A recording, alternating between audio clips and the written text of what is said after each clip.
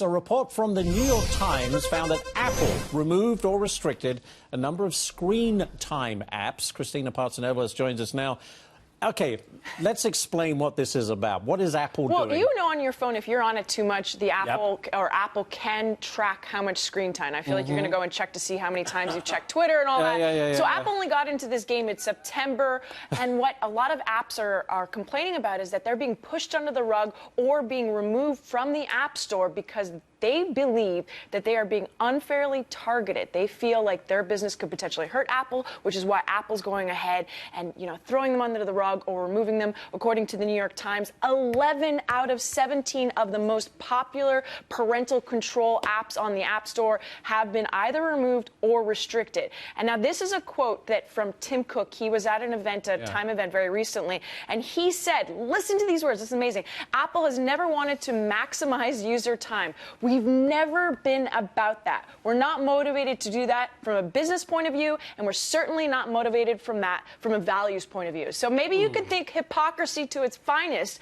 with this statement from Tim Cook. We reached out. They've put a huge press release on their website in regards to the New York Times article, and they've said Apple has always supported third-party apps on the App Store that help parents manage their kids' devices.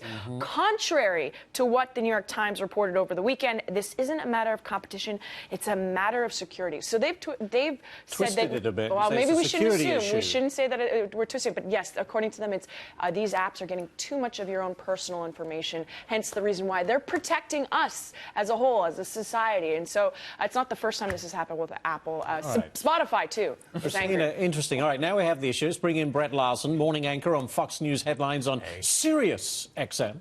Okay, Brett, you heard Kristina's. It's very serious. Is this a big deal about nothing? No, this tends to happen with Apple a lot. We've seen it literally over the past 20-plus years or so.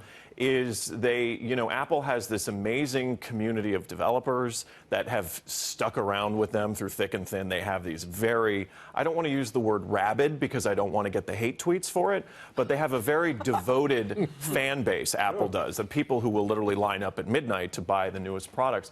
But what tends to happen as the technology advances is a lot of these applications, a lot of these freeware and shareware and freemium applications inevitably get rolled into the operating system, or they get part of another feature, or something about them, like the $1,000 you're going to pay for Adobe Photoshop. A lot of what Adobe Photoshop can do, you can do now in cheaper apps. You can throw an Instagram filter on and it's good enough. So I feel like these apps definitely have a leg to stand on, especially if they're being yanked off the App Store, which, that has monopoly written all over it. But I hear their concern, but at the same time, it's like, well, you're doing something that Apple's now rolled into the operating system of. That's just a fact of life, right. Sorry. And I get what Apple is saying, because when you're talking about apps on children's phones and devices, we have to be very careful. You have ad targeting software on them. Most parents probably aren't setting their phones up for their kids to be their child's device. It's probably their device, so the ads that they're going to see are going to be for their parents, not necessarily for them. Or your parents are going to start seeing commercials for Elmo and Sesame Street, which is fun.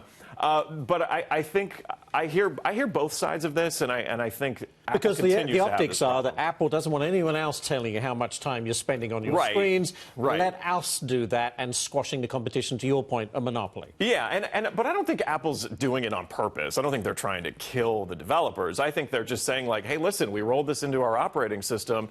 The way we're doing it, it's not ad targeting, and that's, a concern for parents. But it's also a concern for these developers, because I'd say.